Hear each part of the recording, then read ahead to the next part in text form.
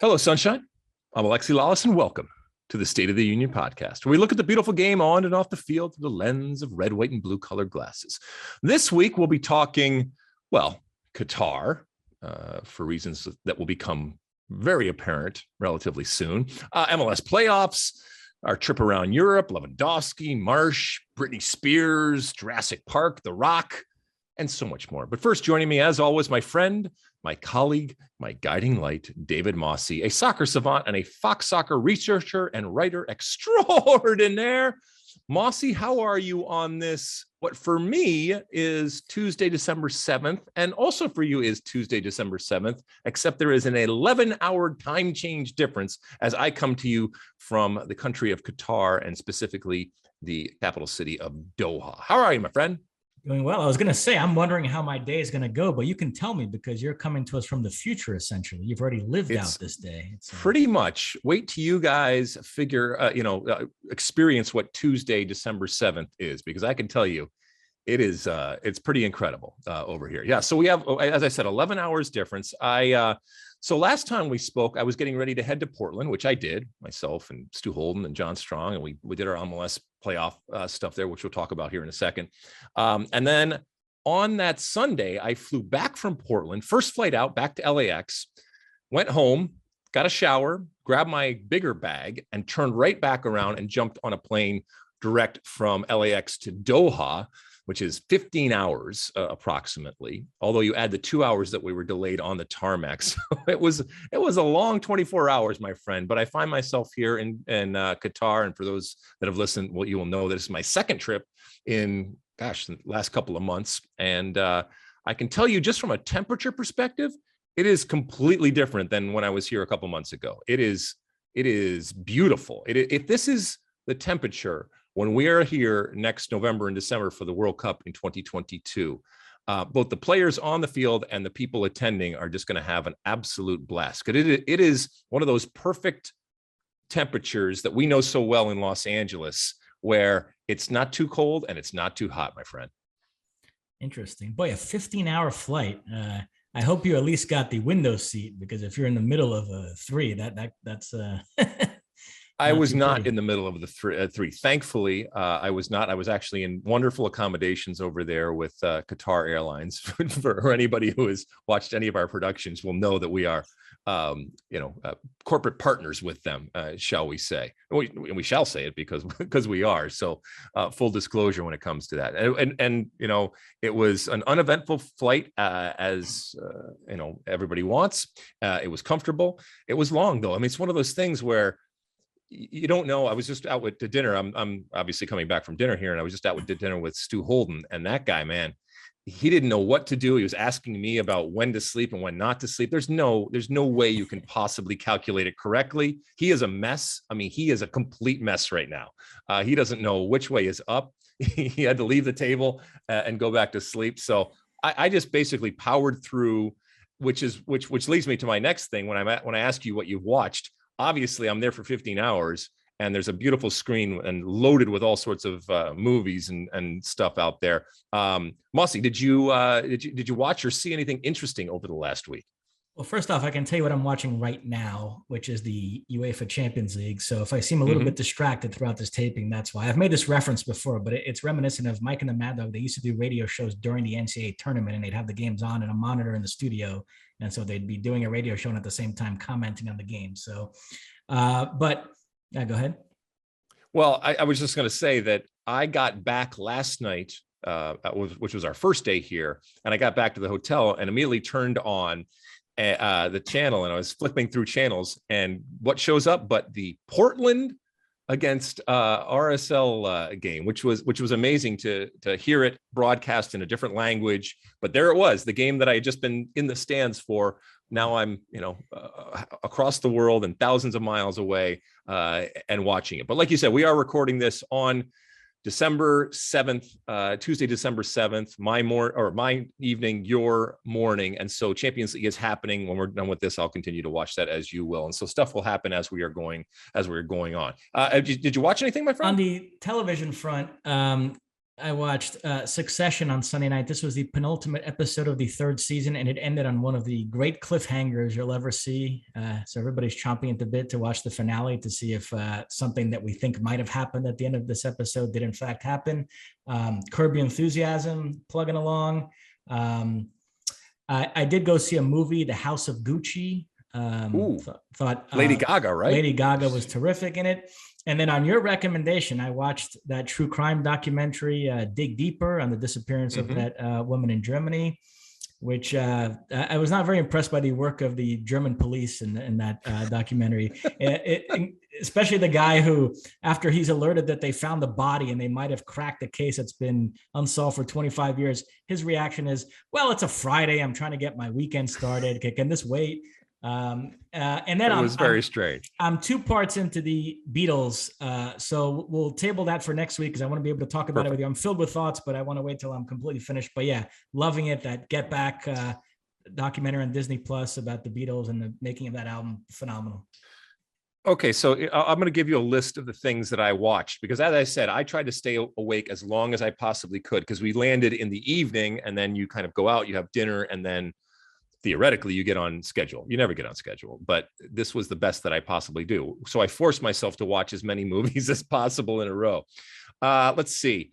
I watched something called A Trip to Greece, which is I think it's a trilogy almost, with Steve Coogan. He and his buddy, both comedians, both actors, play themselves, and they go on these different trips, and they tell jokes, and there's all sorts of stuff. It's not the best one. I think it's kind of veered into some strange territory, but it's interesting. And I think they're both really, really smart and funny types of comedians, and it's worth your time. Free Guy, which is the Ryan Reynolds movie, which if not for Ryan Reynolds would be a complete mess of a movie, but he carries that movie because he's so likable and funny and talented. Framing Britney Spears, which I know has been out for a while, but I hadn't seen it. And so I finally got to watch it and understand a little bit more about the situation when it comes to Britney Spears and the conservatorship and all that kind of stuff. And that was fascinating. So I think that was well done. And then another one, and I probably missed a couple because it was just so long. You at one point you wake up, or you don't wake up, you just turn on the and you cringe as you turn on the map in front of you, where you recognize that you first off, you're not even halfway done and you feel like you've already taken a cross-country trip. And then you realize that you have more than a cross-country trip to go to get there. And that is demoralizing, to say the least. Jungle Cruise, which stars The Rock. Evidently, I'm told his name is Dwayne Johnson, which was very Romancing the Stone and Indiana Jones-ish type of thing, which is okay. It wasn't great. Probably cost a whole lot of money to make, but it wasn't great. It was entertaining at the very best.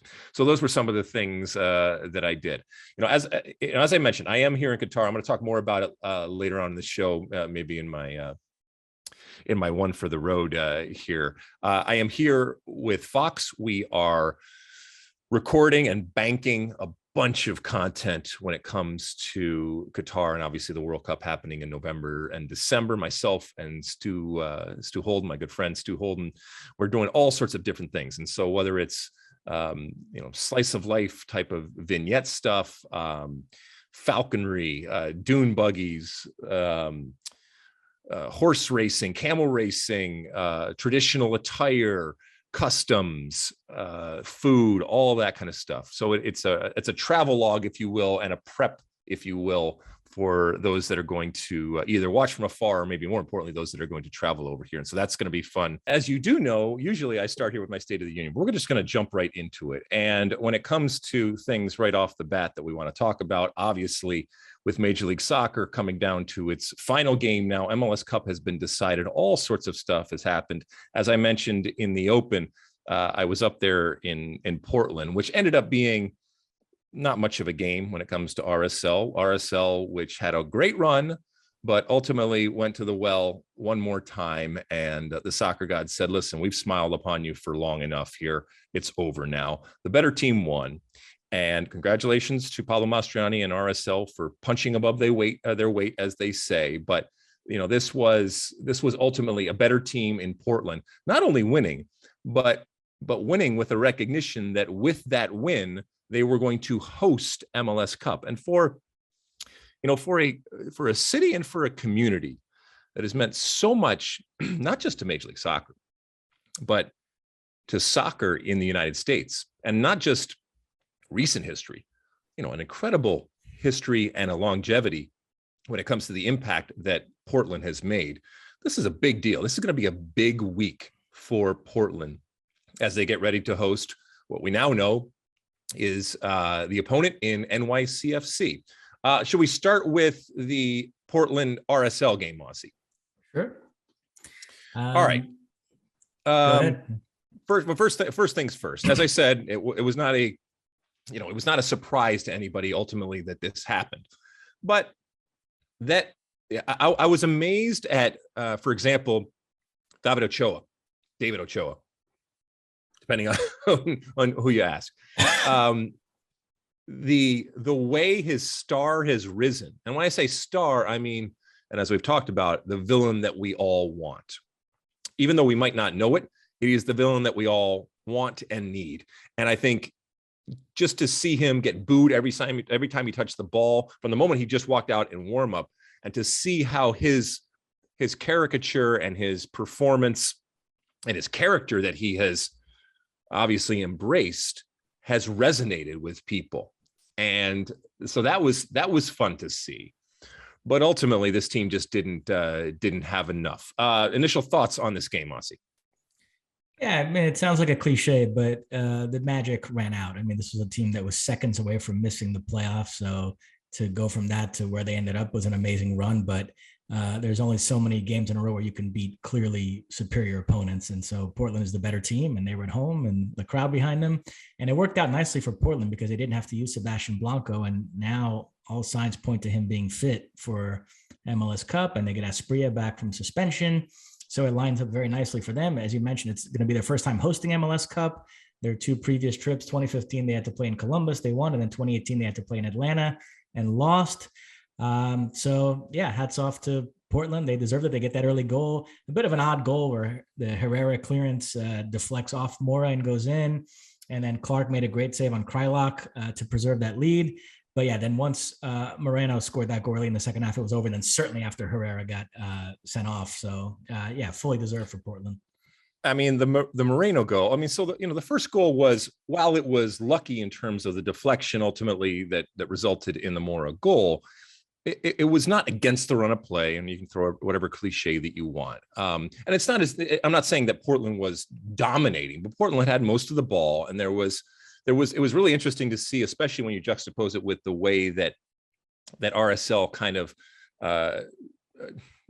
the team that RSL was versus, for example, Sporting KC was very different. And a lot of that, to be fair, was I think that Peter Vermes and Sporting really enabled RSL to be something that they didn't realize they could be, and they took what was given to them. But Portland came out and was on the front foot, as they say, and really kind of took it to them. And RSL kind of reverted back into that shell that we kind of know so well that existed in Seattle. I mean, let's be honest, okay? While it is commendable what RSL did, there's no chance they shouldn't have been where they were by all metrics and everything. And I know it's just numbers and stuff like that, but in 99 out of 100 times, Seattle finds a way to score, and it's over, and we're not talking about them. But our game is so strange. That's why everybody asks me about, predicting and picking our game. It is such a chaotic, difficult game to predict. I mean, and ultimately, this is a game where you don't have to have the ball the entire time. You don't even have to take a shot on net necessarily, and you can still win. And that doesn't necessarily exist in other sports where it is so much about possession, and you do hedge your bets ultimately by having the ball and by attacking. This was not the case when it came to RSL. I think it just finally came up where, as you said, there just was nothing left in the tank. Now, this does set up, as you mentioned, not just a historic type of moment for Portland, but also one relative to what could have been. And we'll get to the other game here. And I might have been burying the lead a little bit because this is an opportunity to pat myself on the back. it does set up a final between NYCFC and Portland in Portland. Now, there was that slight chance that it could have happened in NYCFC, which would mean it would happen in Yankee Stadium. And I was asked a lot about this last week. And while it's not ideal, and we all understand that Yankee Stadium is absolutely the most inhospitable environment in Major League Soccer, both on the field and off the field. And having been there, I know that. And the sooner that NYCFC gets out of there, the better off that not just they are going to be as a team, but a Major League Soccer is going to be having NYCFC as a team. But there was the possibility that we were going to have an MLS Cup final in Yankee Stadium. The history and the legend. I actually looked at that possibility, not at the complete what show that a lot of people kind of framed it as. This is the Armageddon. This is the worst possible thing that could happen to whether it's the league or ESPN, our colleagues over there that are televising. I actually looked at it as this is maybe the unique instance where a sold out Yankee Stadium, and I'm talking about sold out from top to bottom, sold out would actually be something different and something unique and something memorable. But it's not to be anyway, because they're going to Portland.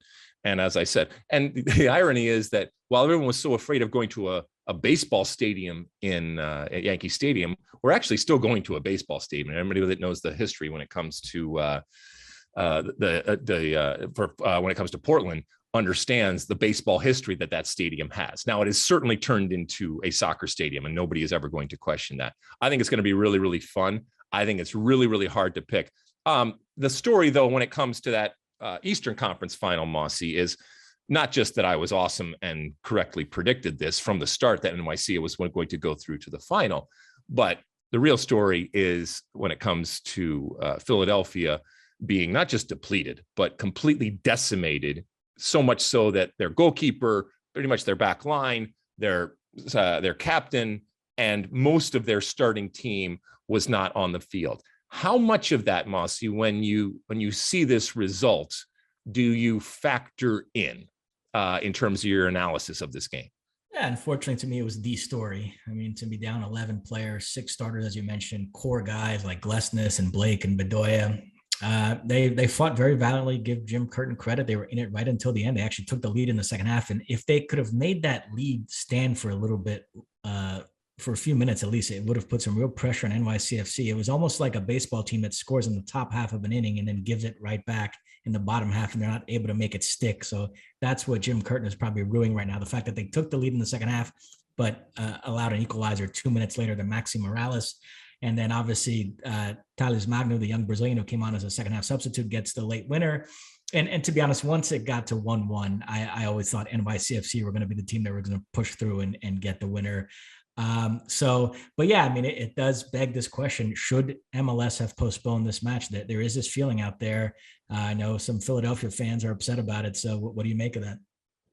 I don't think it should have been postponed, and I don't think it could have been. Well, I mean, sure, it could have been postponed, but I don't think. Look, this is what's that movie about in the age of whatever. But this is MLS soccer in the age of COVID. Okay. This is something that every player has come to accept, I guess, and recognize that this is part of their lives.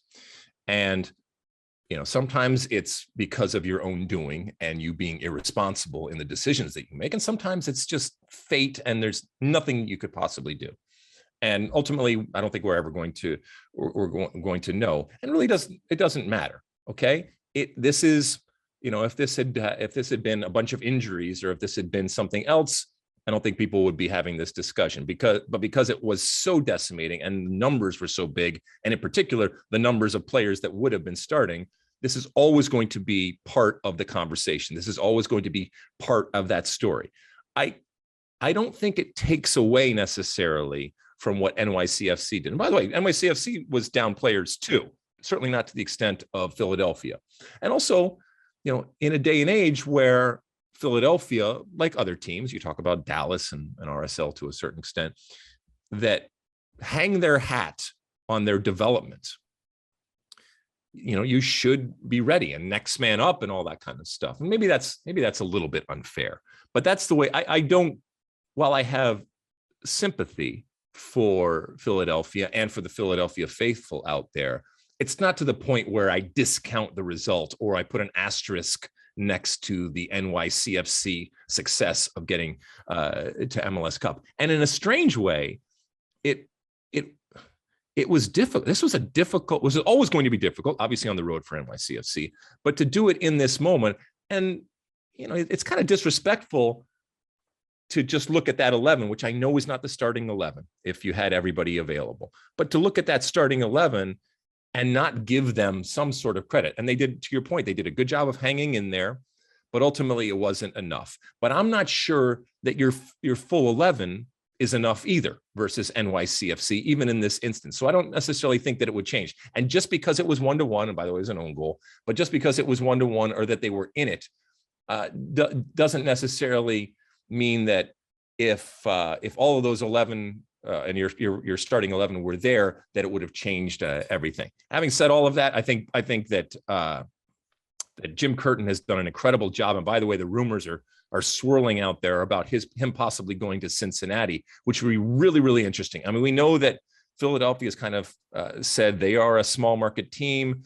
By all accounts, he's done a great job and has a good relationship there, but that would be a really, really interesting move, because not only would they have to pay him a lot of money, which I think they will, they have that money, but they would also have to pay Philadelphia. And I think that's an evolution and a next step of this league where, if you really are ambitious, you go out there and you find the best young talent. When I say talent, not just the talent that kicks the ball, but the talent that coaches the talent that kicks the ball. And Jim Curtin absolutely is in that conversation. And you're going to have to pay. And what is that, for lack of a better phrase, transfer fee, if that happens, where Jim Curtin goes from Philadelphia to, and just sees, there's a ceiling as to what he can do in Philadelphia, and says, I can do maybe more in Cincinnati? Or does he very shrewdly use that as that bargaining chip to score himself a bigger contract? He's under contract right now, so no matter what, something has to be paid if he were to go to Cincinnati. That would be quite the leap of faith to go to Cincinnati, given what that franchise has been so far. But maybe he thinks he's the one that can get it done there. Now, we discussed MLS scheduling as far as whether that match should have been postponed or not. I want to harken back to NYCFC's previous playoff game, because I have some issues there. I mean, if you recall, The last podcast we did was actually before the conference semifinal against New England, so we haven't even discussed that game. I know MLS was in a tough spot here with the international break and all that, but 23 days in between a team's final regular season game and their first playoff game is too much. And that, to me, I have an issue with that. And there's been a lot of discussion the last few days. I think Matt Doyle is proposing, why not have 8 teams make the playoffs in each conference and get rid of the bye? And that makes a lot of sense to me, because that bye, which is ostensibly supposed to be a reward for a team finishing as a number 1 seed, feels like a disadvantage right now. That was way too long for New England to have to go without playing a game. And so I do feel like that was certainly a factor. I mean, hold on. I mean, listen, I hear what you're saying, but everybody screams and yells and complains when they lose. They don't scream and yell beforehand. They scream and yell when they lose, because then there is a built-in excuse as to what happened. And I'm not saying that it wasn't potentially detrimental, and that layoff, created rust. And, we are sitting here once again where not just the Supporters Shield, but the winners of both Western Conference and Eastern Conference bombed out in the playoffs and are ultimately there. You have to do things that provide value to the regular season. And one of those is not only the home games. And so my question to you is, what's your alternative? Is it just enough to have the home game? Because we've seen that doesn't necessarily play out. So, and all I hear about, and this is all over the world, not just in Major League Soccer, but certainly in Major League Soccer, all I hear about, the number of games, everybody's so tired. Well, here you go. You got your time to rest physically and mentally, more time than you maybe wanted, but you got that time, and you weren't able to regenerate what you had that made you great in the regular season. And it's very easy for Bruce Arena and for the New England faithful to say, yes, it's because we had 23 days off. All right, fine. First off, part of the reason why you had it off is because of your own doing, in terms of the Patriots and in terms of your desire or lack of desire to play on different dates. But and that's not necessarily saying that you're to blame. That there is absolutely a valid argument to say, look, this is too long off. But there is no alternative other than to say, well, because of the international break, this is the reality of the situation that we live in. What are we going to add? Because in this case, in your scenario, or in Matthew Doyle's scenario, you're taking away one of the incentives, because now you don't have that time off. You're just right into the playoffs, and off you go. And the only real incentive that you have is that you get to play at home. Yeah, and by bringing that up, I don't want to diminish NYCFC. They are worthy Eastern Conference champions. We talked about this all season. I remember at one point in this campaign, when everybody was slobbering over New England and Seattle, you did a power ranking on Fox and you put NYCFC number one, because some of the underlying numbers pointed to the fact that they might actually be the ones playing the best soccer in the league. It just wasn't always reflected in the results. And they actually dipped below the playoff line there at one point, which would have been crazy if that team missed the playoffs, but then they righted the ship before the end of the regular season, finished fourth. And although we have 2 4 seeds competing in the final here, I don't look at this as a totally zany Cinderella final. These are 2 clubs that all season long, I kind of felt like, when healthy, firing on all cylinders, they are in that sort of upper echelon of teams in their respective conferences. So NYCFC are a very, very good team, worthy Eastern Conference champions. I've been texting with our pal Ian Joy. He's fired up. So I definitely am looking forward to this final. 2 very good teams going toe to toe. And from a business perspective, we can toot our horn a little bit here. And well, I mean, I guess America, we can toot our horn for what Thanksgiving is.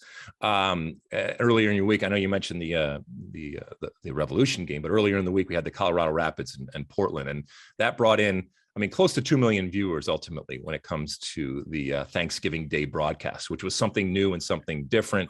And we knew it was going to be a big number because there is, to a certain extent, a captive audience. And that's huge, because, that is a bigger audience than any EPL match in history in the United States.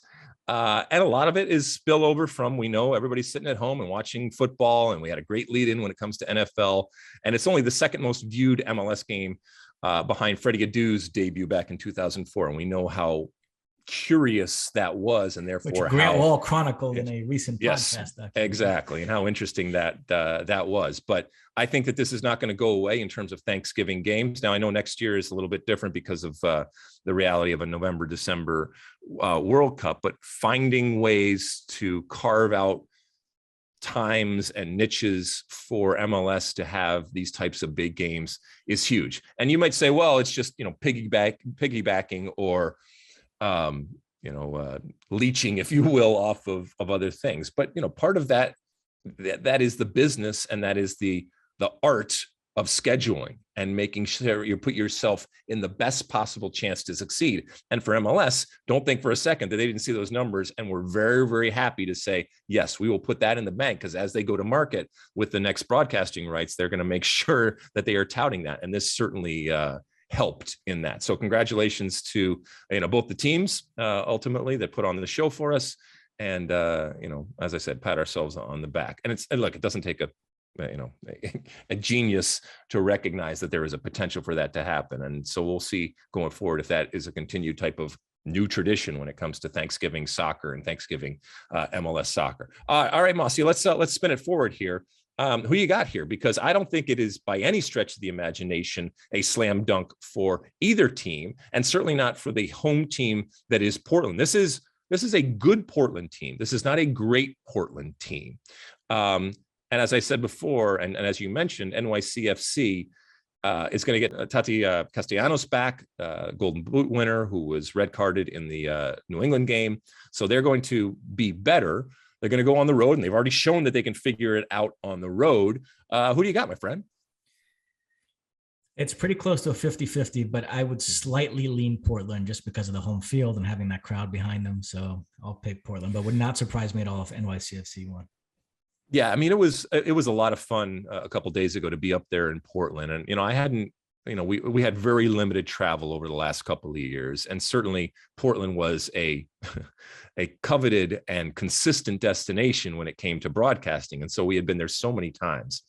I will say, this is the first time I've ever stayed in Portland where I actually didn't stay in Portland. I stayed out at the airport for, some security reasons and all that kind of stuff. And it's such a great town. And it's, as I said earlier, it's such a a part of the fabric. Soccer is such a part of the fabric of that town. And that is absolutely an advantage to play in there. And it was just so fun to see everybody screaming and yelling. It was a typical Portland evening. And when I say typical, meaning disgusting, rain that was going sideways at different times. Not that anybody in the stadium cared. And it was wonderful to see everybody celebrate. And, Merritt Paulson, who, as the owner of that team, has kind of driven this team through thick and thin. But let's be honest, it's also been a lot of thick. And these, teams, when it comes to Seattle and Portland, have been involved for a consistent amount of time now. And I don't think it's any surprise. You have Gavin Wilkinson behind the scenes. You got Giovanni Savarese in front of house. They understand what is needed to be successful in Major League Soccer. And they have, the individual players, and yes, the stars, not all the stars, and they haven't all been home runs, but I think there's just a general understanding of what is successful in this league. And then you couple it with an incredibly intimidating environment and, positive type of place to play that attracts people. And then when people are actually on the field, spurs them on.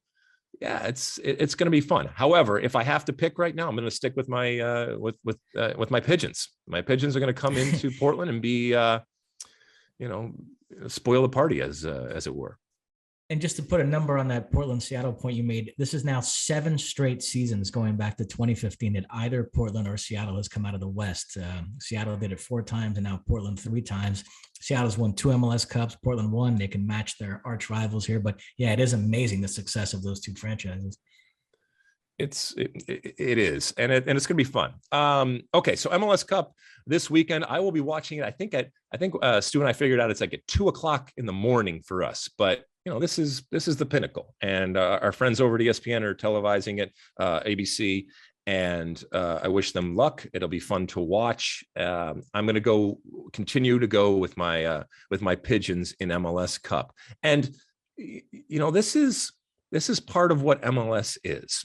Okay, when it comes to the playoffs, I know it can be frustrating to some, and usually the people that are most frustrated are the ones that were successful in the regular season or more successful ultimately than the team that they ended up going out against. And I get where that frustration comes from, but it is an art, it is a skill, and it is not a surprise when it comes to the players, when it comes to the coaches, when it comes to the fans as to what you are up against.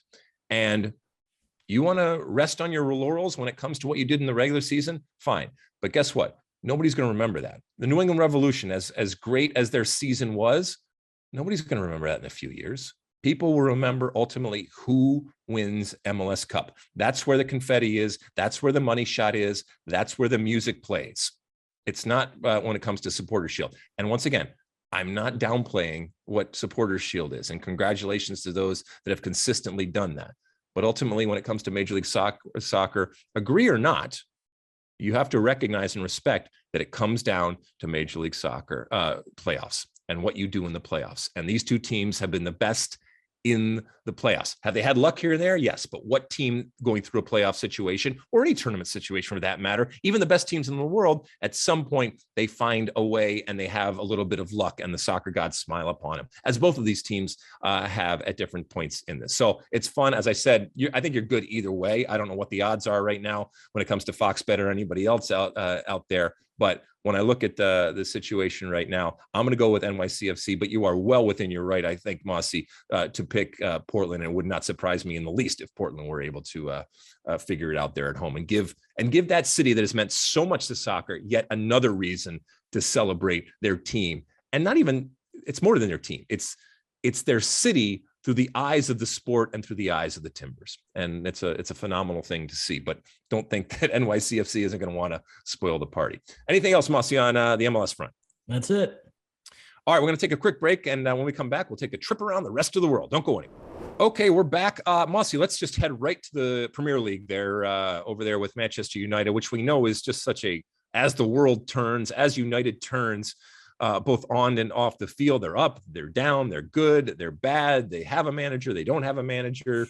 they have a manager that's not really a manager. They have a temporary manager. They have an interim manager, whatever it ends up being. It's fun to watch. It is a soap opera that you are compelled to watch when it comes to Manchester United. They get a 1-0 win versus Crystal Palace, which in and of itself isn't necessarily something to scream and yell about, but because Manchester United is now under the under the helm of Ralph Rangnick, gets his first win officially when it comes down to it. And none other than Fred, by the way, who we don't say often is the hero, but he comes out with the winning goal and a big result when it comes to Manchester United, and a big week when it comes to Manchester United. Yeah, Rangnick watched from the stands the win over Arsenal 3-2, which was a great game. Ronaldo scored twice, goals number 800 and 801 in his career. Afterwards, Rangnick lavished praise on Ronaldo. He said he's never seen a player at that age play with so much energy. And then he starts him in his first game and he plays all 90 minutes. So it sort of diffused that whole notion that Rangnick and Ronaldo might butt heads, that Ronaldo might not be a good fit. United in Rangnick's first game played what the media are terming a 4-2-2-2 with Bruno Fernandes and Sancho sort of floating underneath Ronaldo and Rashford. Also the fullbacks, Diogo Dalot and Alex Telles pushing up more than they had under Solskjaer. So we'll see where this goes, but so far so good. How much of the comments when it comes to Rangnick vis-a-vis Cristiano Ronaldo, how much of that is just lip service? Because if you're in that position, what are you going to do? Come in and your first order of business is to slam one of the greatest players of all time, even if you think that he's problematic, even if you think he's not long for this team, even if you think that either come next summer or who knows, maybe, in the next window, you're going to look to move him because you can't do what you want to do.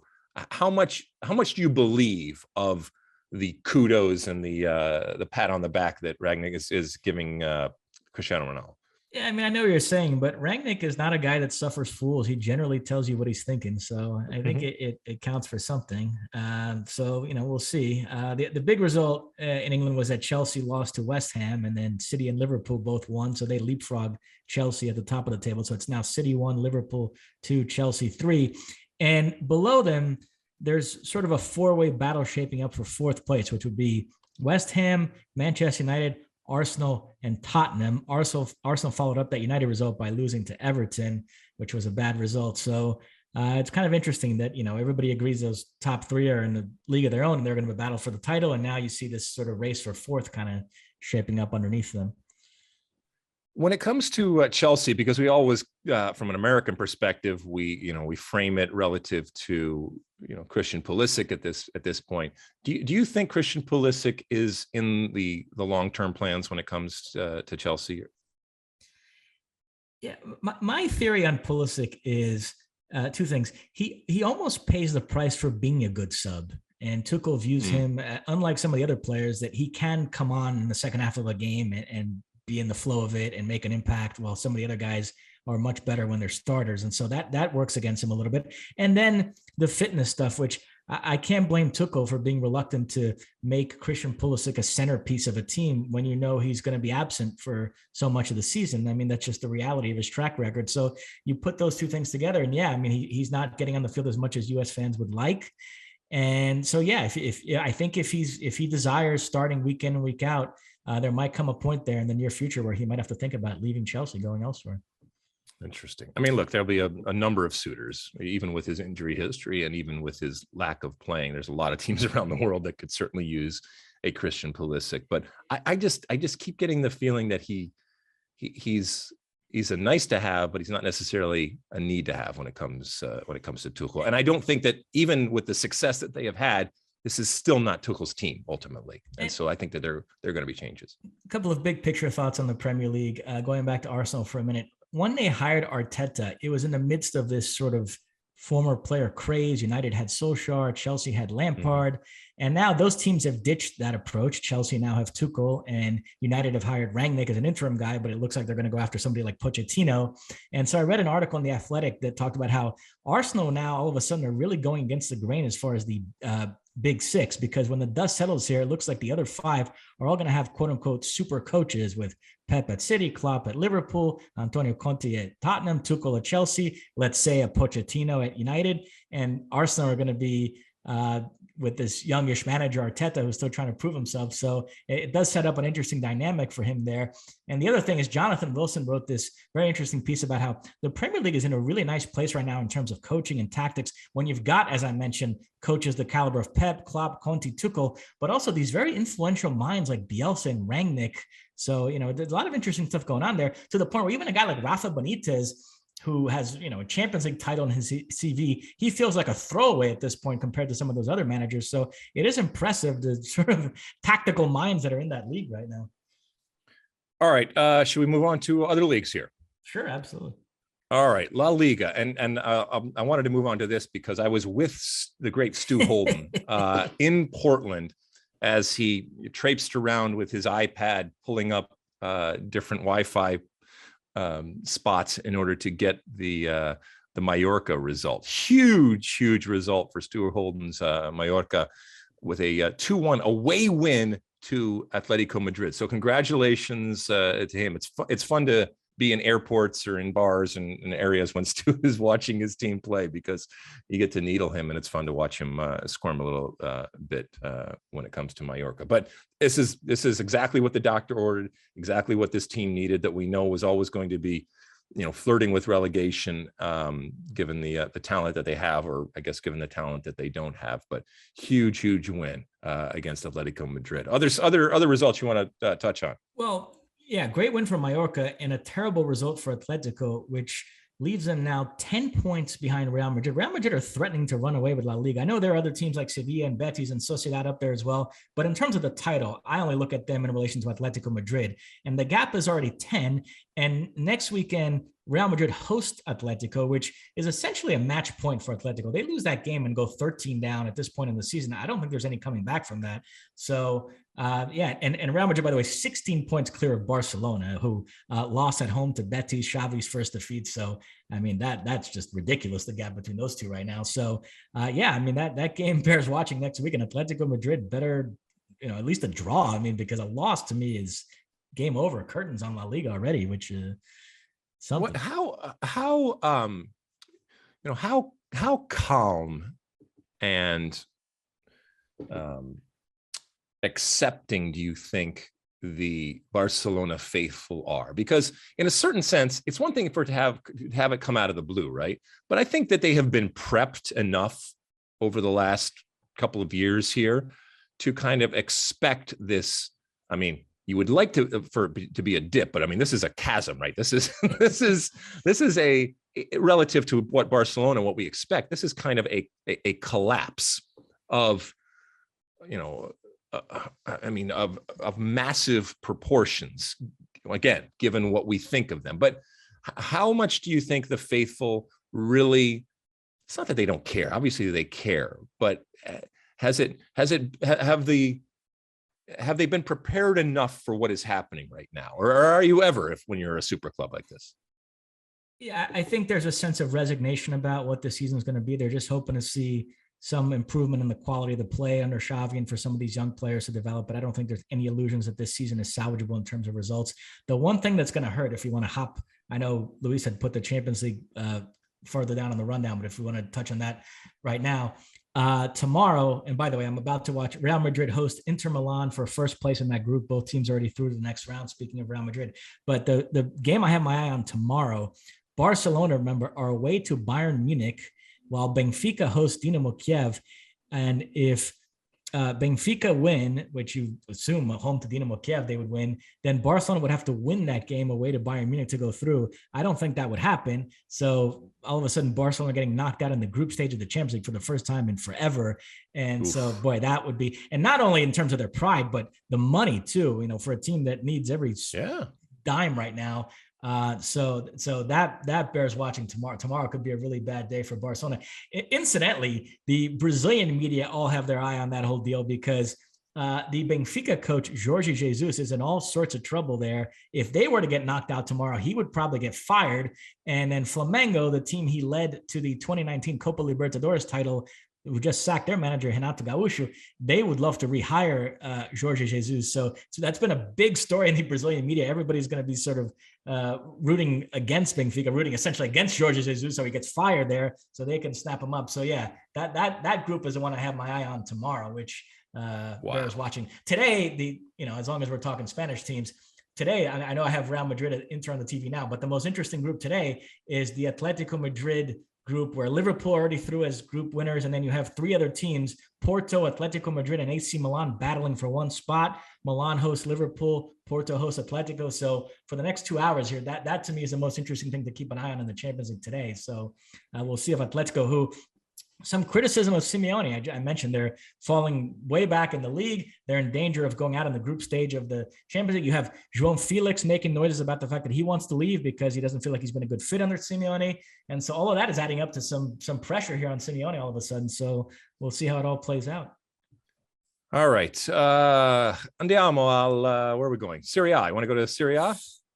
Yeah, interesting thing there is great game this weekend. Napoli had a 2-1 lead at home over Atalanta, and Atalanta scored 2 goals late. They take it 3-2. That result, coupled with the fact that Milan and Inter both won. Milan beat Salernitana 2-0, and Inter won 3-0 away to Roma. Jose Mourinho having all sorts of issues there. But that means both those teams leapfrogged Napoli. So right now it's Milan 38, Inter 37, Napoli 36, and Atalanta not far behind at 34. So that title race in Italy really percolating. It's starting to get very interesting there.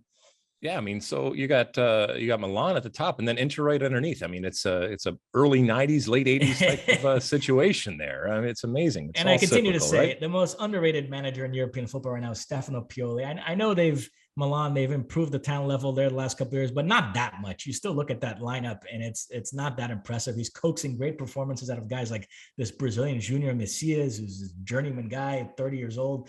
And just I continue to be enamored of the work that guy's done to bring AC Milan back, and we'll see if today he can get a result to qualify for the round of 16 of the Champions League.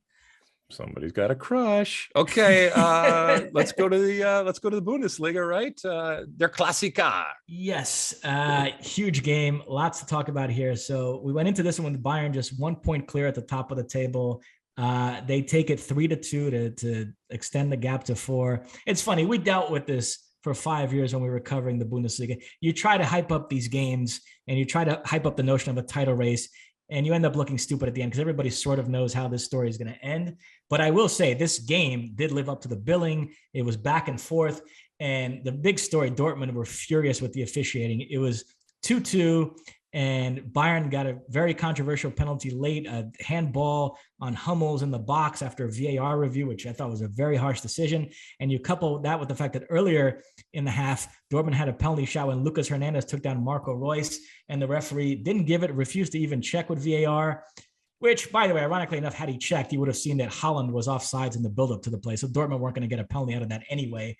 But nevertheless, Jude Bellingham, the young English midfielder on Dortmund, gave this explosive post-match interview where he said, you assign a referee that's had match fixing problems in the past. So what do you expect? Essentially suggesting that he might have fixed this match. So I saw he got fined today, but so very fiery reactions to their Klassiker. What a bunch of whiners, man. Oh man. Oh my goodness. And someone Dortmund's defending in this game was absolutely shambolic. So they do have to blame themselves somewhat for the result. I mean, Mats Hummels in all 3 goals, he was at the scene of the crime every time something bad happened for Dortmund. Well, I know we're going to, talk about Lewandowski later on in the show in our Ask Alexi segment. So I want to save some of that. But I mean, the dude just keeps scoring. I didn't see it as a grave injustice in terms of either the result or the way the result came about when it comes to this. But, to your point, the more things change, the more they stay the same. And this is the matchup when it comes to, and in that sense, it was an entertaining and exciting game that what is, usually the underdog didn't find a way to win. In this type of scenario, I don't think it necessarily should surprise anybody. This isn't the greatest Dortmund team, and there's always this moment, and it comes about this time every year when you and I and so many others that having covered this league, where it gives you that little hope. Oh yeah, this is it. This is what's going to happen. I mean, we usually do it at the beginning of the year, but then there's that moment that justifies all of those preseason types of predictions where, oh yeah, this is going to be it. and then that corner is turned going into the new year, and it's just, the same thing that ultimately happens.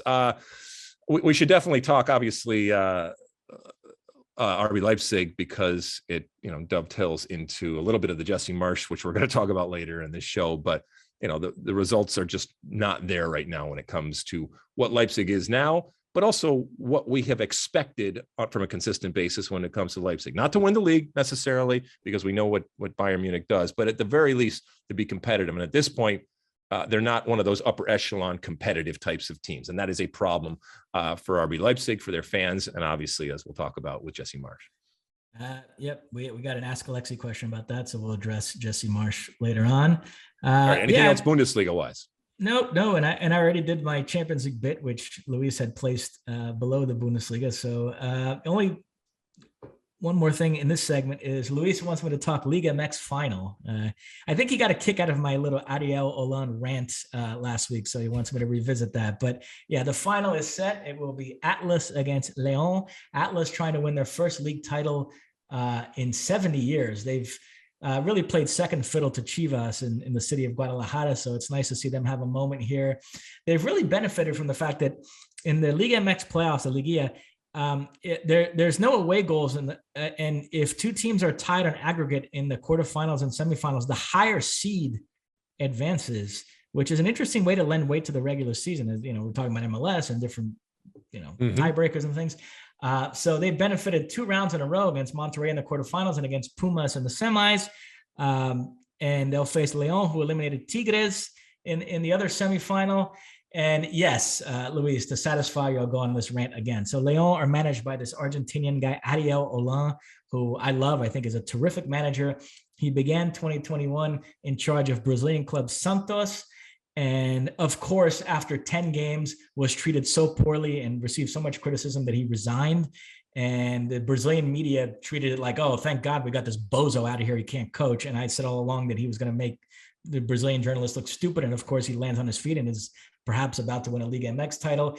Brazilian domestic football, not to turn a Liga MX chat about, make it about Brazilian football, but it's living a nice moment here. They have a massive financial advantage over the rest of South America, and it's starting to translate on the field. We've had 2 straight all Brazilian Libertadores finals and all Brazilian Sudamericana final. But the 2 issues that continue to dog Brazilian football is the crazy calendar, their reluctance to get rid of these nonsense state championships. And then the second thing is this obsession with running coaches out of town, and just every team changes coaches. It seems like every 5 minutes, and it's infuriating.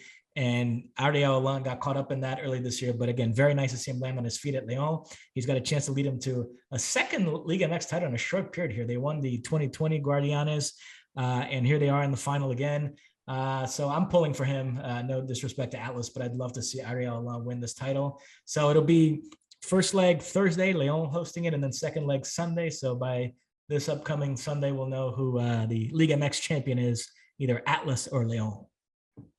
Now, I know you talked about his redemption here, but why are you so bullish about this? It always fascinates me. I mean, not everyone, but for the most part, if a coach wins, they're good. And people say that they're good. If a coach loses, for the most part, no, not always, but for the most part, you lose and you're bad. And I mean, ultimately, that is what coaches are measured upon. When it comes to not just soccer, but most sports out there. And I know that there's talk about style of play, but it's all bull when it really comes down to it. Okay, it's about winning. And if you win, it's rare that you win and that you are fired. Okay, and so what? But you would agree. What about this guy? You would agree. When you hire a coach, it's fair to give him like a decent enough sample size before you draw conclusions. You're not going to hire a coach. What's the sample size? Yeah, it's hard to put it. Give it a name. It depends on the situation. It's hard to put an exact number on it, but it's certainly more than the Brazilian media gives coaches. I mean, you hire a coach, and after like 4 or 5 games, they're already like, oh, he's on the hot seat.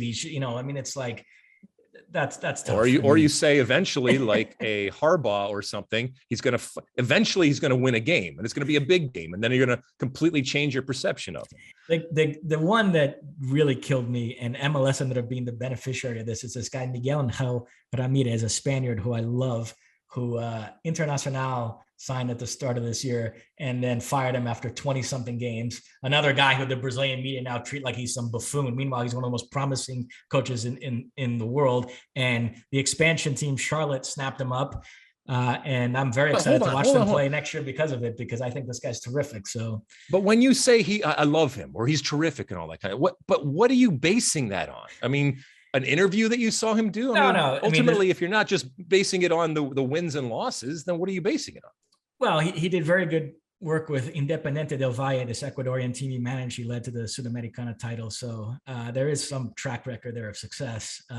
And so we'll see if he can do it in MLS. But if he hadn't had success there, would he not be a good coach? Yeah, no, I mean, there needs to be some proof of concept. I agree. I mean, there are coaches that I like the way their teams play and all that, but you do need results to back it up. So we'll see. Maybe I'm wrong. Maybe this guy will bomb out in MLS too, and the Brazilian media will end up having been right about him. He was a flash in the pan and not all that great a coach, but we'll see. I'm excited. All right. Well, anyway, that's our trip around Europe. Should we take another quick break here? Yep. All right. We will take another quick break. And when we come back, it's time for Ask Alexi. All of your questions, comments, and concerns out there. All right, don't go away.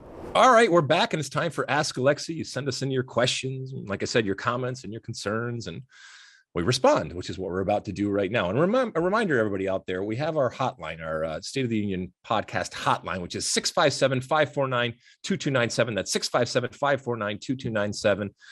We've gotten some great questions over we've been doing this for the past year, basically, and we've had some wonderful questions. It's a really kind of unique and different way for people to ask us stuff, but we're going to kind of go back old school, and we're going to go back to a bunch of different Twitter questions here. Because, while it's fun to hear the hotline questions, they're not always usable and everything. Like I said, be short and be sweet, try to be interesting, try to be as efficient, like I said, as you possibly can. Give us your name, where you're from, and all that kind of stuff. And then hopefully you make it on air if it's good. And if you don't make it on air, it doesn't mean necessarily that's, not good. It just, we have to pick 3 around us. We picked 3 off of the Twitter machine, I think, right now, Mosse. What do we got? First up, at Tony691 official. Alexi, I know you are a Lewandowski fan, and you probably would have picked him for Ballon d'Or over Messi. Question is, what were your top 5 male players of the year to win this award? By the way, I love the pod. Keep up the good work. Oh, that's nice. So I think we talked last week about the Ballon d'Or and what was going to happen, because we were recording during it, and as is often the case, we didn't quite have the right timing, and it didn't happen by the time we were done. But something that we did talk about last week, and I think I had mentioned, was while I felt that Lewandowski deserved it for his not just his moment, but his body of work, and maybe even the anti-Messi Ronaldo sentiment that is probably not fair, but is absolutely real. That's why but even if it's all equal, I still thought that Lewandowski deserved it. But I recognized that it wasn't going to happen, and it comes to pass as we find out that Messi wins yet another one. What's that, his 7th or something like that.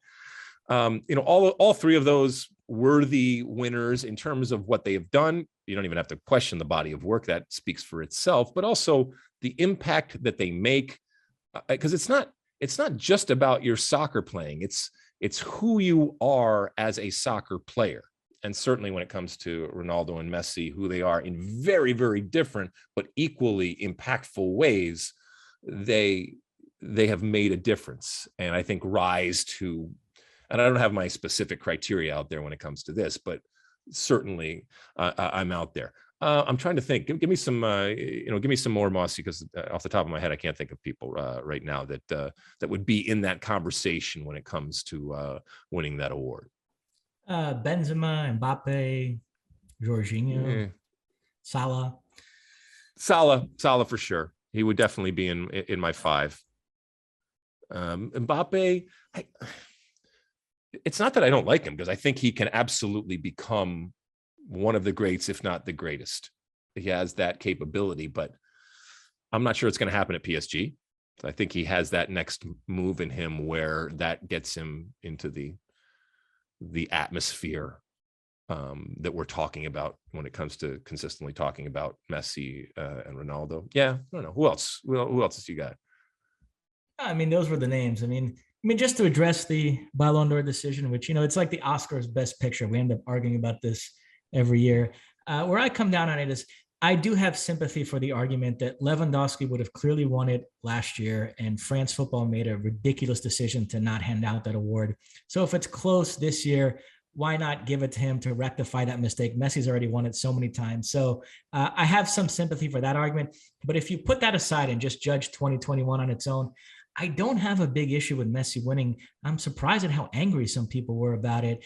And I'm a guy who doesn't even put as much stock on him winning the Copa America as others do, which I know people are going to accuse me of being a bitter Brazilian, but I just don't hold that competition in as high a regard as others. It's redundant. But nevertheless, I mean, if you look at his numbers for club and country over the course of the year, they were still phenomenal, and he did win a trophy with Argentina. So I don't have as big an issue with it as everybody else did. I think the larger issue is people really struggle to reconcile. This is ostensibly an individual award, and yet team success counts for something. I mean, even when you do your MLS MVP criteria, you do stipulate the guy has to make the playoffs. So, which is an acknowledgement that just putting up stats if your team doesn't win can be a bit hollow. So I agree that you have to factor in team stuff to some extent. If it's close between two guys, maybe that's your tiebreaker. But there are people that lean on the team stuff to such a ridiculous degree and take guys who, if their teams hadn't won such and such, wouldn't even be in the conversation. All of a sudden, because their teams were successful, they have to win it, like Jorginho. I find the notion of Jorginho winning the Ballon d'Or preposterous. He wouldn't have even been in my top 10. I think it's completely ridiculous. And yet there are hipsters running around acting like it's some travesty he didn't win it. And even with, I was saying that with Messi and Cristiano Ronaldo. Ronaldo, from a team standpoint, his 2021 was a disaster. Juventus had this terrible season, barely made the top four in Serie A and crashed out in the round of 16 of the Champions League, losing to Porto. Then Portugal crashed out in the round of 16 of the Euros. And then United have had these struggles and just had to fire their coach. Portugal in jeopardy of not qualifying for the World Cup. So from a team result standpoint, his 2021 has been a nightmare, but he was the runaway top scorer in Serie A. He was the top scorer in the Euros. His numbers with United are excellent. He's broken all these records over the course of 2021, highest scoring international player ever, highest scoring player period in terms of official matches. So how do you reconcile that? Would you, in terms of an individual award, do you think you could have made a case for Cristiano Ronaldo, or the fact that all his teams he was on performed so poorly this year that disqualifies him? How do you sort of reconcile team stuff for an individual award? And it's kind of tricky. I mean, look, when it comes to Messi and Ronaldo, it's a legacy pick. I mean, the Copa America part of Messi, I don't think you can downplay or disregard that type of that moment, and having that moment and what it meant to the voters. And look, I don't know what's in the mind of the voters that ultimately press that button, and I don't know how much or little they are watching of all the players out there. But to your point, it's a subjective type of thing. And I mean, even with the team stuff with Messi, so the first half of his 2021 was spent with Barcelona. They had, as we know, a terrible season, finished third in La Liga, went out in the round of 16 of the Champions League. So some people are hitting him over the head for that, but his numbers were still amazing. He still won the Pichichi and led La Liga in virtually every statistical category. So then others are bringing that up as his first few months of 2021 enhances candidacy. So again, we get into this thing of how much is it about the guy's individual performance versus the team stuff. And so, until people come to any sort of agreement on that, we're always going to have these arguments over these awards. And then, the other guy that's worth mentioning is Salah. He paid the price for the fact that even though this is supposed to be a calendar year award, the votes are due, I think, October 20 something, and everybody pretty much makes up their mind before that. Essentially, the award is what you did the first half of the year with your club, and then what you did in whatever international tournament you played in the summer. So Salah, I've said this before, he's been objectively the best player in the world so far this season. So it is a little odd that a guy that we're watching in the weeks leading up to the award be the best player in the world, and then he finishes 7th. Some people were scratching their heads at that, but I mean, that's why, because I think what he's done so far in this 21-22 campaign didn't really play much of a factor. Everybody had probably made up their mind and submitted their votes by then. So that would be my explanation for Mo Salah. I mean, look, you're still looking at an award that I mean, this is the Ballon d'Or. It awards what, Mosse? The best player of the year, right? In the world. Correct. Right? Yes. That's the only stipulation. Has to be. There's a whole player whose performance over the last however many months for club and country, and who also displayed sportsmanship, and there's a whole sort of convoluted criteria there. But yeah, essentially you're voting for who you thought was the best player in the world for club and country over the last calendar year. But that player comes from Europe. Yeah, I mean, there's right. It's technically open to the rest of the world, but it always ends up. Oh, but that's what I'm saying. It's just to show you the subjective nature of this. I mean, when we get the best player of the World Cup, right? Everybody's watching the World Cup, so it's all there for everybody to watch and for everybody to assess ultimately, and then we pick, right? I mean, this is. You might know this more than I do. I don't think there's anybody that has been outside of Europe that's ever won. Has there been? No. Okay. All right. But why is that? Yeah, I mean, up until 1995, it was strictly a European Player of the Year award, and then FIFA in the early 90s created a World Player of the Year award, and the Ballon d'Or became nervous that they were going to lose relevance because everybody would care more about a World Player of the Year than strictly a European Player of the Year. So then they opened it up to all players. I think for a period, you still had to actually play in Europe to be eligible, but now they've gotten rid of any restrictions. It can, in theory, be anybody. But yeah, it always ends up being a guy playing for a European club. I think when Neymar was at Santos, he might have placed pretty high. I think it's one of the highest placements of anybody that didn't play for a European club. But yeah, it's next to impossible for a guy to win it without playing for a European team, for sure. All right. What's next? Are you Carlos Hill, or who should have been? No. I mean, it goes back to all of this stuff that we have been talking about so much, about the elites and the rests and the haves, the have-nots, and let them eat cake and all that kind of stuff, and the Eurocentric type of world that we live in. And look, I guilty. I'll raise my hand at times too. We associate quality with Europe, and I think rightly so in most of the instances out there. But I think we also at times throw out a whole bunch of quality that exists around the world, either because we don't watch it, we don't care to watch it, or we just completely dismiss it because it simply is not of Europe. And I think that, if one thing our World Cups teach us is that there is a lot of talent out there. There's a lot of soccer that is being played, and individual players and teams and leagues that are at a much higher level than we understand. And I'm not asking anybody that's listening to this or watching this, and believe me, again, I'll raise my hand. It's not like I, take in the world's game in terms of every league and every player out there. But I do find myself at times stepping back and saying, whoever has won this award or hasn't won this world, okay, it's the best player in the world.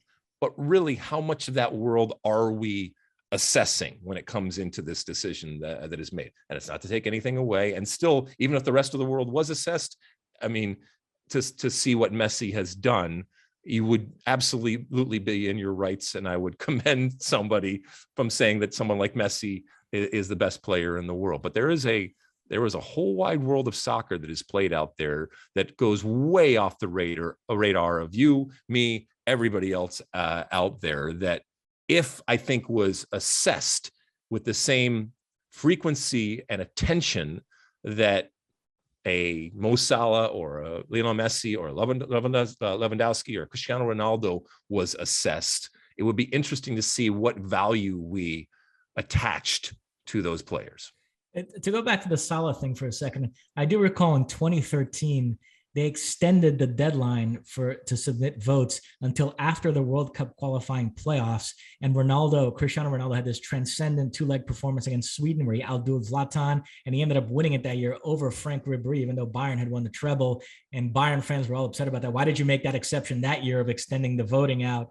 So this whole notion of, how late do we sort of factor in, and to go all the way back, the Brazilian Ronaldo, my Ronaldo, his first FIFA Player of the Year award, he won 3. His first he won was in 1996, and it was all based on what he did the second half of that year with Barcelona. So making that great final impression before people were submitting the votes actually helped him win that award. Although Matthias Sammer did win the Ballon d'Or that year based on Germany winning the Euros. So there was a discrepancy there between FIFA and the Ballon d'Or. So yeah, I mean, this kind of stuff is. I mean, look, as everybody has said, in numerous players and coaches after this happened, you can't go wrong awarding Lionel Messi the best player of the year, no matter what year. Let's be honest. Okay, what else, Mosse? All right, so we teased it earlier. We can get into it here. At Soul_man96 asks, so where does Jesse Marsch go now? Where would be a perfect fit? Okay, so first things I think we need to understand, and I think most people do. Jesse Marsch was fired from RB Leipzig because he didn't win enough soccer games. Okay, it's not because of who he is as a person, or maybe a tactical difference from previous coaches or previous systems that have existed and all that kind of stuff. No matter how romantic or philosophical you are in terms of your approach as a team, as I said before, you're rarely going to get fired if you are a consistent winner.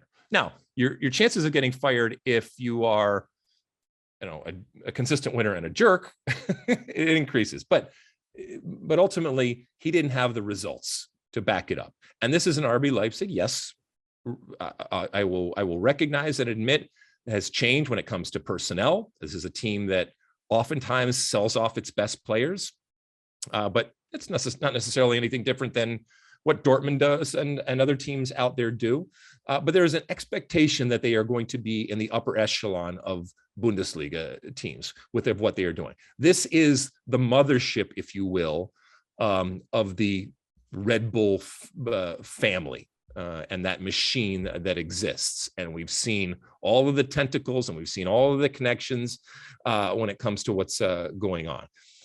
The interesting part of the Jesse Marsch firing is how it once again bubbles up all of that insecurity and inferiority complex that we have as an American soccer playing nation and in our American soccer community when it comes to how we view ourselves and the fear we have as to how others are viewing us from the outside. And in particular, again, it goes back to Europe. We are so desperate for praise and adulation and legitimacy conferred on us by Europe that when something like this happens, we immediately, and I'm as guilty as anyone, we immediately say, how is this going to reflect on American soccer? And this is a bad thing for American soccer. Look, I'm not going to say that this is a good thing. No, this isn't good. I want Americans, and Jesse Marsch, no matter what he did for the time being, was always the American Jesse Marsch. Now we've seen players, some American players kind of transcend where they are this great player who happens to be American. Jesse Marsch was not this great coach who happens to be American. Jesse Marsch was always this great American coach. That might have changed, and it might still change. I actually think it might still change as we go forward. But the angst and the consternation that we talk about when things like this happen, I just think it highlights how far we haven't come in how much pain there is out there when something like this happens, and the irritation and the frustration that this is going to somehow be that this is going to be a mandate on what American soccer is. And look, American soccer is so much more than Jesse Marsch. And he's going to be fine. Jesse Marsch is going to be fine. All right. I think he is still well respected as a young, yes, inexperienced, but quality coach out there that is going to be very, very attractive to a number of teams around the world. And whether it's domestically here, which is a no-brainer, but I think more importantly, in terms of his aspirations and what he wants to do when it comes to Europe and the opportunities that are going to be afforded him. So, ultimately he couldn't get it done, but that doesn't mean that he can't be a great coach. And as most coaches will tell you, you're not a real coach, you're not a real manager until you get fired, until you get sacked. well, here we go. This has happened with him, and he will use it, and he will be better for it. And he and his family, if they feel they want to continue this adventure in Europe, I think that there will be other opportunities for him. Do you think, because there's a segment out there, I think, that feel like he was hard done by the situation here? Yeah, I mean, just to put some numbers on it. So the last straw was they lost to Union Berlin this past weekend. Their third straight Bundesliga defeat. They've won only 5 of 14 games in the Bundesliga. They are 11th in the table, and they got knocked out in the group stage of the Champions League, albeit in a group with Manchester City and PSG. So that was going to be a tall order to make it out of that group. The thing I will say is the results are poor, no question, but Leipzig, it's not that sort of cutthroat super club type of mentality like a, Real Madrid or so I think even with those results, there's a world where they could have still felt like he was doing good work and just was having bad luck in terms of results. And if he kept at it, he could turn things around. The fact that they pulled the plug now makes me think they also weren't thrilled with the way the team was playing, the way certain players were developing, his work on the training ground. I think there was more to it than just the results. I know, Taylor Twellman was tweeting up a story about how there's all this dysfunction all of a sudden in the Leipzig front office. And so he was a victim of that.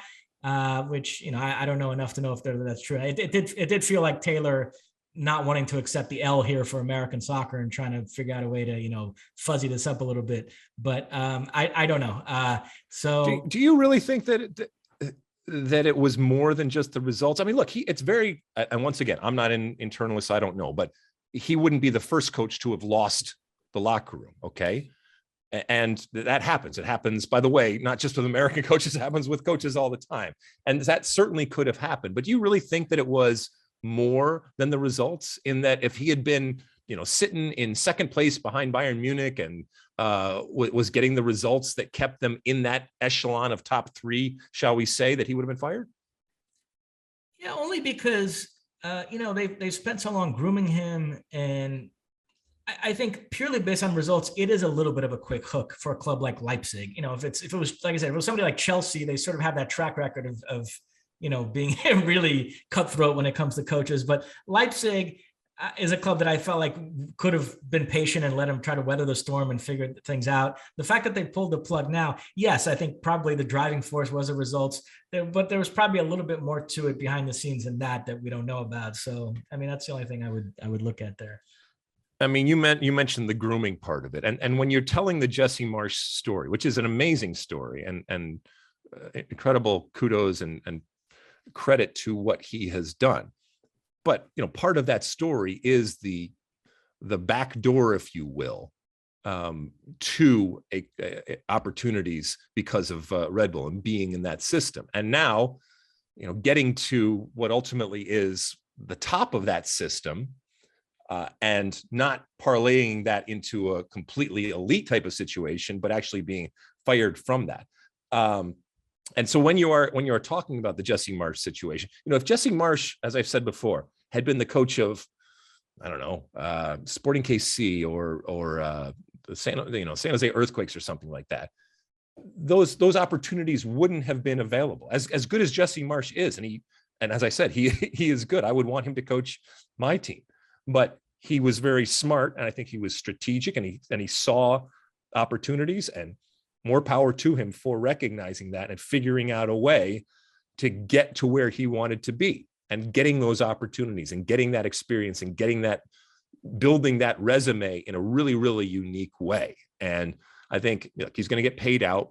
The connection to the tree, if you will, of Red Bull and obviously Ralf Rangnick at Manchester United, and with the news coming out that another former New York Red Bull coach in Chris Armas now being added to the staff of Ralf Rangnick in Manchester United, it will be interesting to see what Jesse Marsch decides to do right now. If he decides to, again, and as in the past, he's kind of taken a sabbatical and traveled around with his family and done some different things. Does he take a step away, or does he find something immediately to get right back into it? I don't know. I don't have the answer when it comes to something like that. By the way, the Chris Armas thing, I know a lot of people are scratching their head. What an incredible opportunity that is for Chris Armas, who, flamed out in the situation up in Toronto. And, jury was kind of out when it came to, the Red Bull situation right now, but obviously did the right things and really impressed Ralf Rangnick when they worked together, so much so that he is bringing him in for a plum job that not just any American coach in the world, but any coach in the world would seriously consider when it comes to being on that staff of whatever this new version of Manchester United is going to be. So congratulations to him. And that will be a really interesting chapter in the book of American soccer, in book of American soccer coaching, and in Chris Armas's book. Absolutely. Anything else, Mosse? No, that's it on Jesse. We'll end on a fun one. Okay.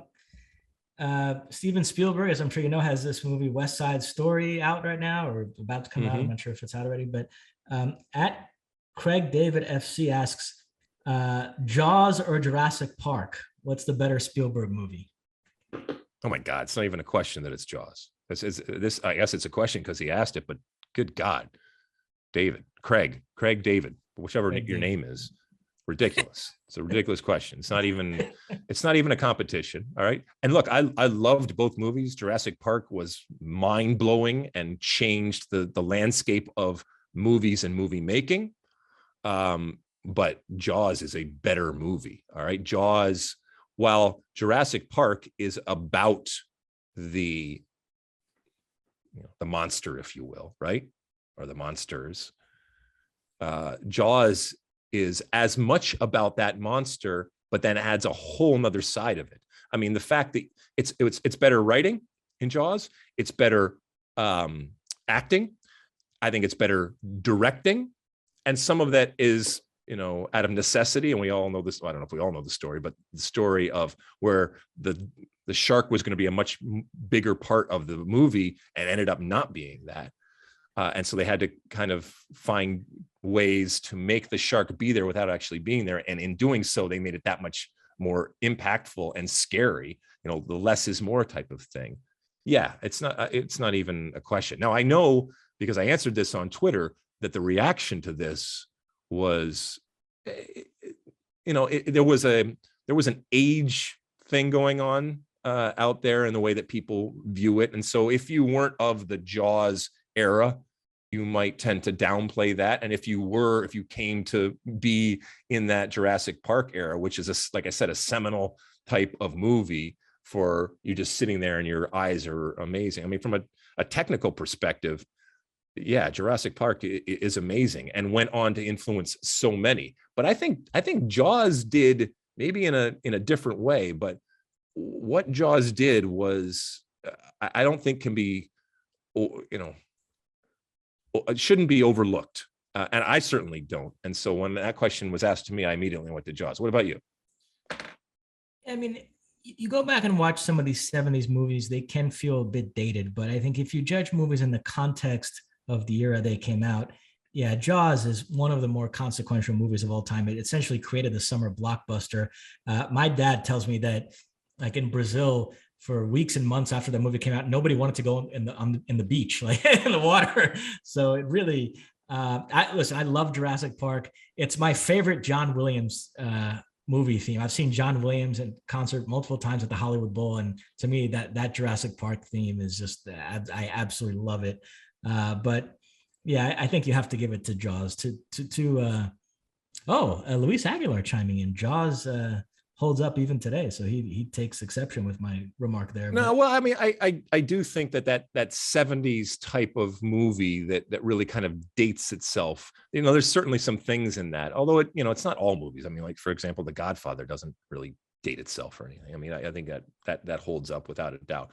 There is a 70s element to the Jaws, the way it was shot, the aesthetic of it that kind of screams 70s, but I don't think that hurts it in this analysis that we're going through. By the way, Luis, because he got the Parasite thing right, he now fancies himself like the movie expert. It's not even like, hey, in my opinion, Jaws holds up. I'm saying it. End of conversation. He has spoken.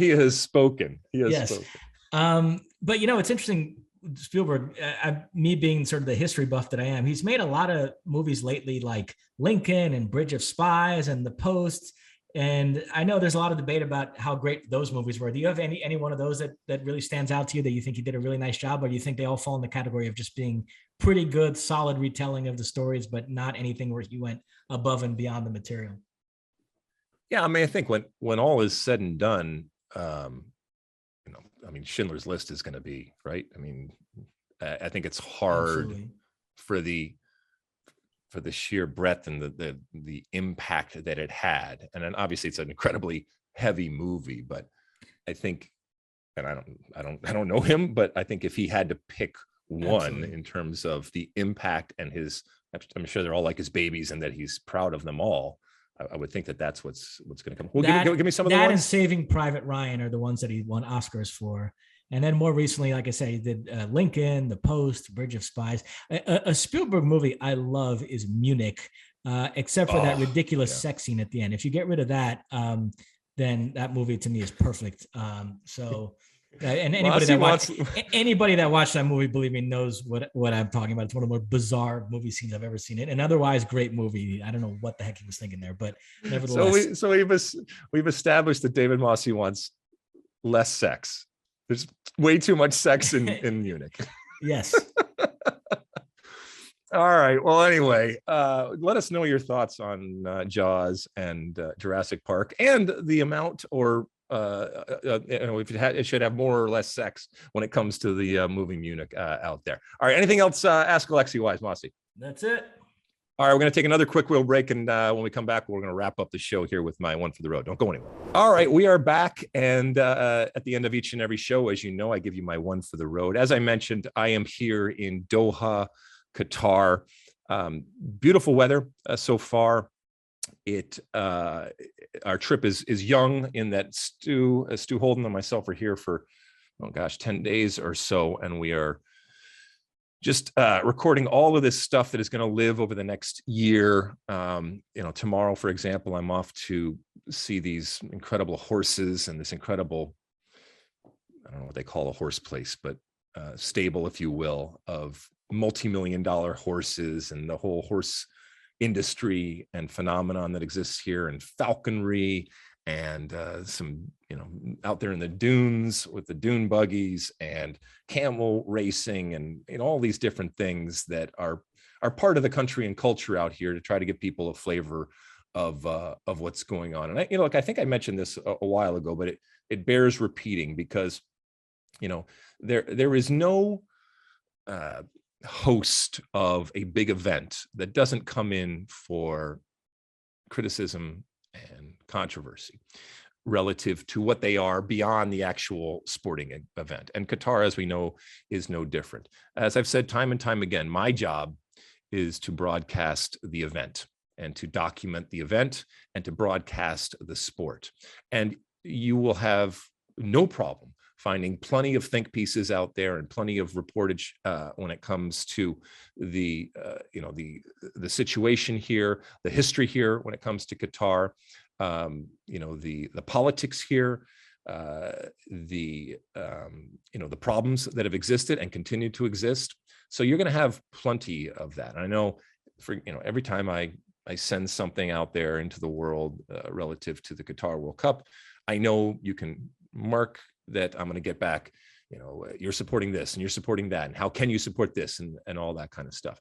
In no way, shape, or form am I, doing anything to downplay any of that. They are all legitimate and fair concerns and critiques to have.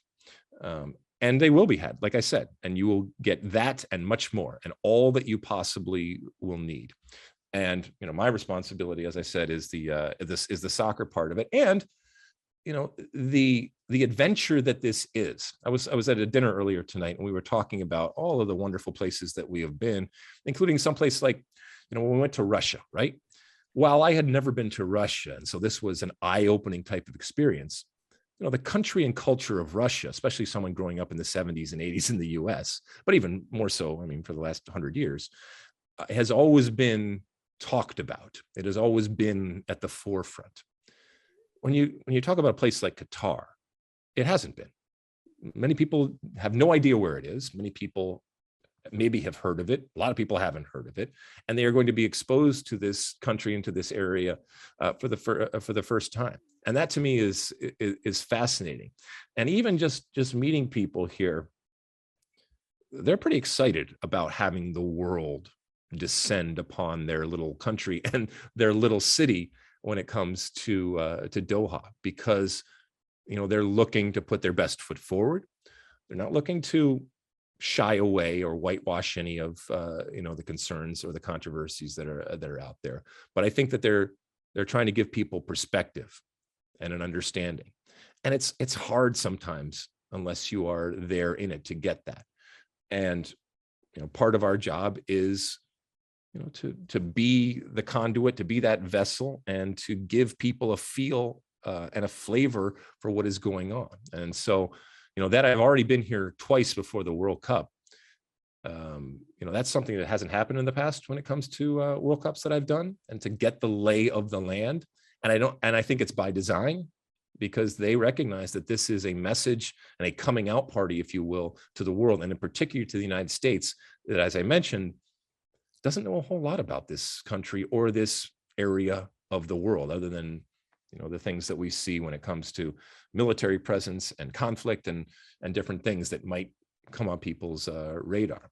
And part of what I think is going to happen in November and December next year is people are going to be introduced and exposed to what this place is. And I'm still trying to figure out what it ultimately is, but so far so good. It's been pretty amazing what they have done here. Now, they still got a lot of work to do, and it's far from assured that it is going to go off. But this advertisement to the world, they got a lot invested, literally invested in this, because that circus is going to leave town.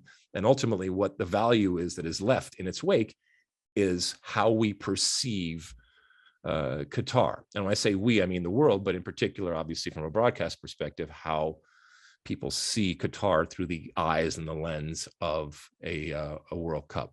And again, I will remind you and reiterate that I am incredibly fortunate and privileged and thankful for the opportunity to be able to do these types of things. And it is not lost on me that there are so many people, and the vast majority of people out there, that would love to be able to walk in my shoes. And as I said, I recognize and respect that, and certainly don't take it for granted. And I'm going to milk it for all it's worth, and enjoy it, and discover as much as I possibly can, and hopefully, pass it on and relate it to folks out there. And there will be whistles and balls kicked and all that kind of stuff when it comes to an area of the world that I know very little about.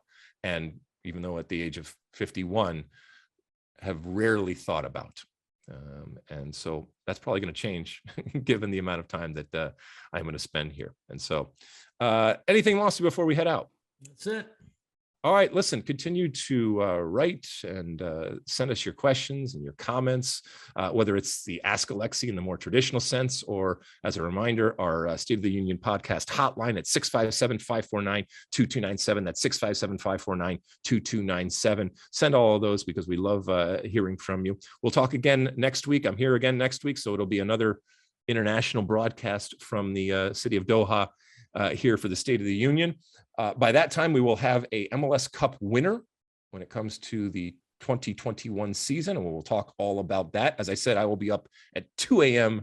in the morning watching MLS Cup here from my hotel room in Doha. Hope everybody is doing well as we come to the end of 2021. Let's finish strong, people, on and off the field. I hope everybody stays safe and sane as we continue on through these crazy times. We will talk again, same time, same place next week.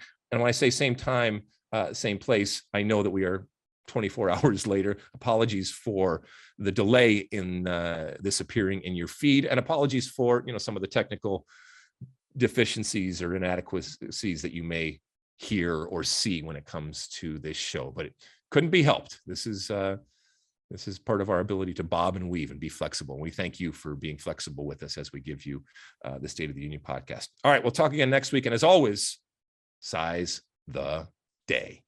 You like that clip? Well, my State of the Union podcast drops every week. Subscribe now on Apple Podcasts, Spotify, or wherever you get your podcasts.